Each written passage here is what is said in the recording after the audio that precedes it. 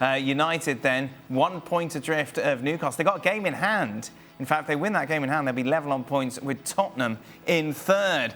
Julien Laurent joins us to reflect on what happened in England today. But Craig, I want to start with you. United just ticking over, aren't they? So, like the City game was obviously a blip, but apart from that, they're doing fine. Well, it wasn't a brilliant performance from United.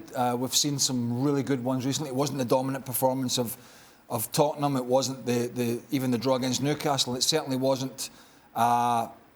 What was the other big game they played recently? The one recently? Anyway, can't remember. And it wasn't... Oh, Chelsea. It wasn't the scintillating performance it was at Chelsea for a period, but it was what we've come to expect.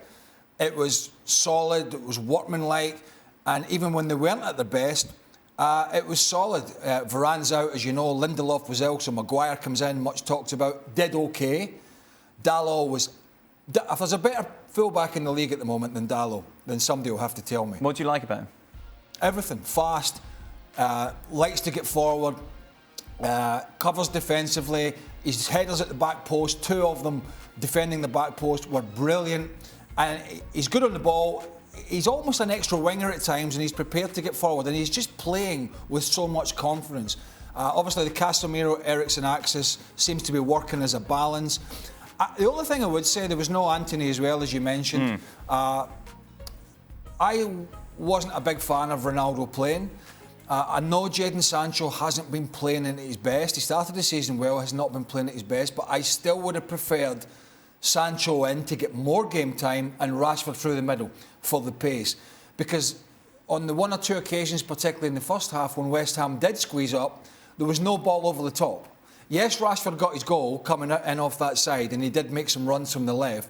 But I still prefer United with those pacey players and playing without Ronaldo. Even though they won, that's how I see them at their best, and they weren't at their best today. But they get it done, Jules, which they haven't been doing under previous coaches. Yeah, that's right. And it was very interesting to hear what Marcus Rashford said after the game, that his head was in the right space to start with, and that's why he was so much better this season. He's already scored 7 goals. It's 2 more than in the whole of last season, for example. But also that Ten Hag has changed the whole atmosphere in the training grounds, the way they train, the way they play, of course, the whole mentality. And there's something quite special brewing right now at the club, which was obviously not the case under Rangnick and even less under Solskjaer. So I think this is also the big difference. We saw they didn't give up at Chelsea to get that point right at the end, a point that they deserved, by the way, but still fighting until the end. We saw them solid at times, and then we saw them being quite clinical, really, in the 2 boxes today. They could have scored more and they could have conceded at the end, but De Gea did his job. Rashford did his job on the other side, and that was it. It's 3 big points. You don't need to look at the game too much to see, it was just, I think, a very clinical job that they had to do, and now they move on to Europa League again in midweek, and then the league. And then they have 2 games to go before the World Cup, and then if they get 6 points, then they will be in a very good position before the turn of the new year. We would have called that game today 6 weeks ago, maybe not even that. We would have called that a pretty good Man United performance. Yeah. But actually, it's a drop-off for them. But that's a compliment in terms of how far they've came in the last month, maybe a bit longer.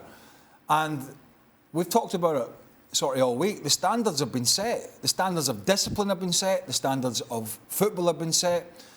And they didn't hit their scintillating passing game that we've seen of late, but they were missing players. Yeah. And they did have some guys coming in who lacked confidence. But I got to say again, he is Martinez at the back. I just love, and I know he's been a much talked about player from a lot of different people, and people talked about his size and all this sort of nonsense. I never bought into that. It's all about positioning, reading game and physicality. And he has those things. Yeah. And he might not out-jump you. He might, but he might not. But he understands that. But he's having the fight. He's having the battle. And I think the more I see him, even though he looks like he wants to fight all the time, he's a more clever player than that. Right. He understands when the right time is to have that tussle and when the right time is to make that challenge. And I think as every game passes, and it wasn't the biggest test for him today. Yes, at the end they were under pressure, but for long periods, particularly when Scamacca was playing, there was really nothing from West Ham, bits and pieces.